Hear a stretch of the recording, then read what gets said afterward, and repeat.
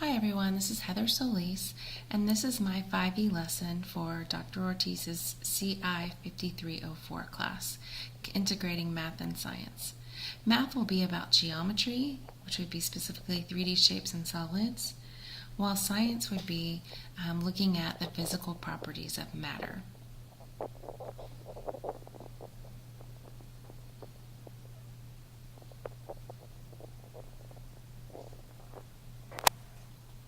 The first lesson will be science, and my title of that is Shoe Sort. The second lesson is What are solids? And the third lesson is a shape hunt, putting them all together. For the first lesson, we'll do our science shoe sort, and that will be for TEKS 2.5a.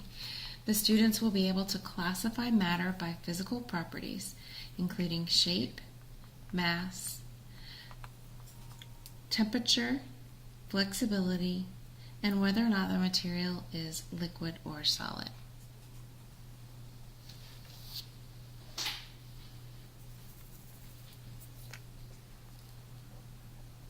So the first lesson, the engaging part of the lesson will be to show a Brain Pop Junior video called Solids, Liquids, and Gases. And that will just catch their attention and give them some information that they can use in the rest of the lesson. Then we'll go on to a shoe sort. First, we'll just have them sort the shoes and see what they come up with. For example, color. Then we'll discuss on an anchor chart what are the possible physical properties they could sort by. For example, size, color, shape, type of shoe, texture on the bottom of the shoe, the flexibility of the shoe. Then they'll be put together with a partner and they'll do a think, pair, share to come up with other ways they could have sorted the shoes. And then they'll share with the class what those might have been. The use of the hands-on objects of the shoes, the real-life objects, will help them see those physical properties and apply it to the real world. Next, we'll have our math lesson, lesson number 2, what are solids? And the TEKS for that are 2.8b. The student will be able to describe rectangular prisms, including cubes, triangular prisms, and other shapes by their attributes and their components, including faces, edges, and vertices. Then we'll watch a Brain Pop Junior solid shapes video for the engaging part of the lesson to introduce the concept.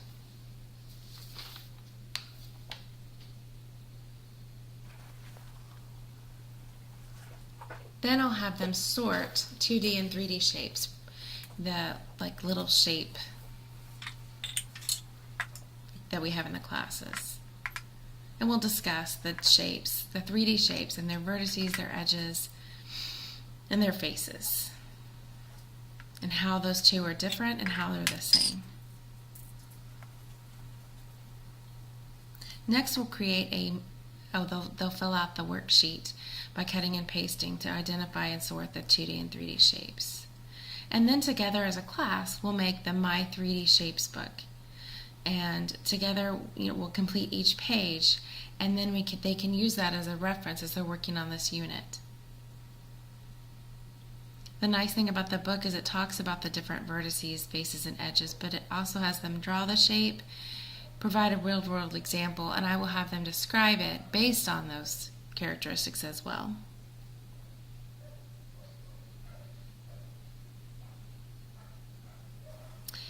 Next, they will build their own 3D shape using marshmallows and toothpicks. And they can choose any of the 3D shapes that are in their book, but that way they can see the edges and the vertices, and we'll describe the faces as well. For example, mine that I'm building here is a cube. And by building their own shape, they'll really have a better understanding of the vertices and the edges and the faces.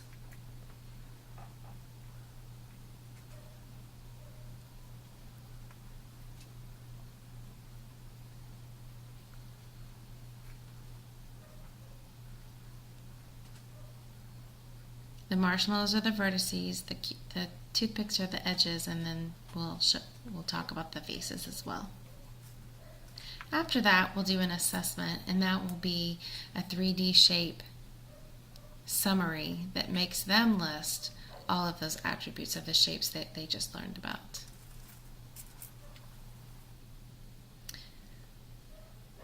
Then in our next lesson, we'll be integrating math and science, and the theme of this lesson will be a shape hunt. We'll be combining the shapes we're learning in math with the physical properties to describe them that we're learning about in science. So for Engage, we'll be giving the students a pyramid, a globe, and a Rubik's Cube. 3D shape, real objects that they can look at and see how those properties might fit. And describe it using the properties of the science lesson, but describing the concepts that they've learned in math. So I will give these objects to them and ask them to tell me what are the physical properties of these shapes.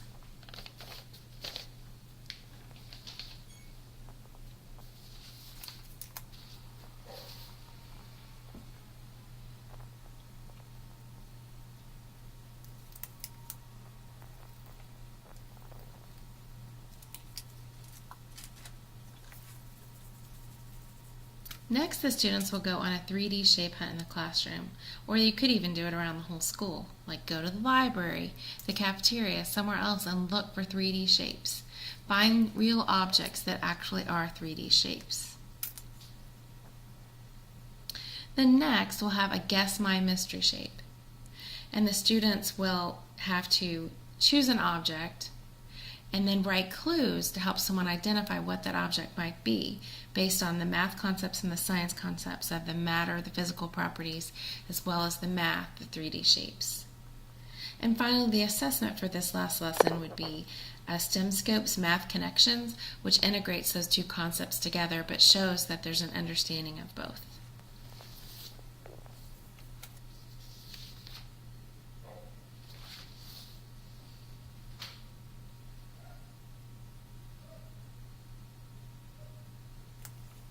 And why should we integrate these lessons? Because these two lessons go hand in hand together, and instead of isolating them and having them learn them separately, it works much better to combine them and teach them together so that they can fully understand both concepts and how they apply to each other. Why will students respond and learn from these lessons? They'll be fully engaged. There's many hands-on parts to these lessons, and we can reinforce both concepts throughout both math and science time, so they gain more from this time that they'll have to do both activities together.